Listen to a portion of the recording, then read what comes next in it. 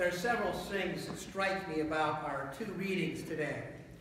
Two of those in particular are how calls are extended and then how the call is received and acted upon. Both Isaiah and Luke, they are about being called in this issue to do something different, to do something that seems to us extraordinary. Now, many will dismiss these stories with, I'm not Isaiah, I'm not Peter. St. Peter, I'm not him. Because they think they're somebody special. I'm not sure they were all that special at that moment. In fact, if you look at the disciples, the men and women whom Jesus called, they were anything but extraordinary. James, John, Peter, and Andrew. Peter and Andrew were simple fishermen. They're not that prosperous or that successful. We know from other accounts that they didn't even own a boat. They were fishing from the shoreline. James and John, the sons of Zebedee, were a little better off, for they worked with their father and the hired hands, but they still lived a day-to-day existence where no catch meant no food, maybe no money that day. There's absolutely no indication that they had any schooling. Probably like 90% of the people of the day, they were possibly illiterate. They were hard-working, working-class people. Almost everybody in Jesus' circle was that, just like Jesus, from the margins of society. And that's important to always remember. Then some say, they just got up and left to follow Jesus. I could never do that. But stop and think about this for a moment. What makes you think they didn't know Jesus? Now, last week, Jesus, first of all, starts his ministry in Capernaum. Last week we heard about him being in Nazareth, and they want him to do the same miracles that they've heard about in Capernaum.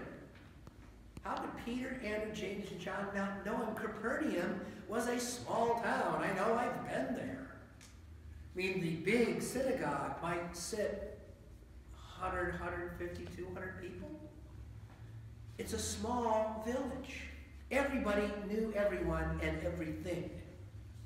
Now, I'm sure Jesus was most certainly known by everybody in town, including boys. Remember, there's a crowd gathered to hear him. A crowd so large that he had to get a little distance from them by going out a ways on a boat. He's drawing people from outside of Capernaum as well. His fame is clearly spreading.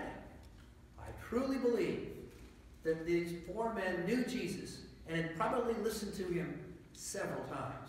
So they didn't just up and run away with a stranger. I think the more likely explanation is that Jesus figured, they're ready, let's go.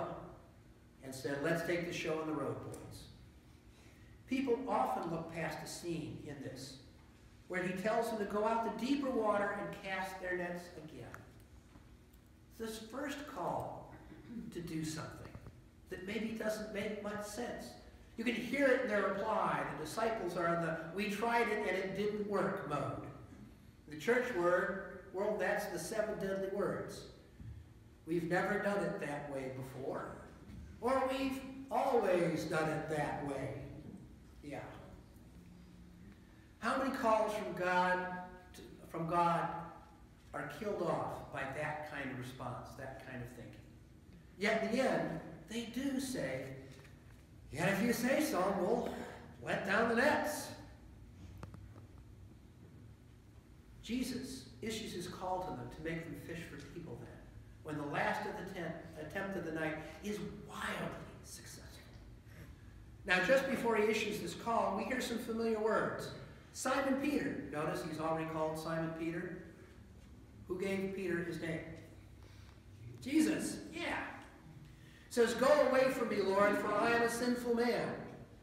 How often do we make excuses when a call is extended? I'm not worthy. I have all these flaws. I'm not good enough. You must have somebody else in mind. Isaiah said something almost the same. I am a man of unclean lips. But God responds. The angel touches a coal to his lips, heals him, and takes away the excuse. Then he replies, here am I. Send me. Think back a few weeks ago when I was talking about the Japanese art of kintsugi, where a pottery bowl that is broken is repaired and they use gold to mend it. And the new pot is more beautiful and stronger than the original, with the flaws being its strongest part. God will heal, repair whatever flaws we have, and then will use us to move towards the kingdom if we let God do that. Remind you of the saying, God does not call the equipped. God equips those who he calls. So why does God call people, maybe even you? Because God needs you to create the world we live in. There was a lecture given by Father Martin Smith a long, long time ago, so long ago that my copy of it is on cassette tapes. I don't have anything to play it on anymore, by the way. In that time, he was the abbot, I believe, of Society of St. John the Evangelist in Boston. And the title of his talk was Co-Creators with God. In this talk, he proposes that, yes, God has a plan, but God works with and through us to put that plan into action. He said so many people would love a peek in the holy filing cabinet and just see that file with my name on it. Except when you look in it, you will find it ends at today.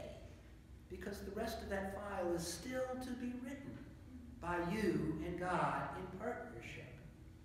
We co-create the world with God. So yes, God has a plan, but you're a part of it. So your response to God's call is critical to you putting your part of the plan into action. Oh, the plan will go on without your help, but you missed the chance to be part of the creative process, and the rest of the world misses something that you would add. Call can be something other than some clear voice from God's revelation. I mean, not most of us are going to have a vision of God in the temple where you just see his hem, the hem of his garment there, and a vision of angels. That's not the way most people get called. Sometimes the call comes in response to something you see happening that moves you.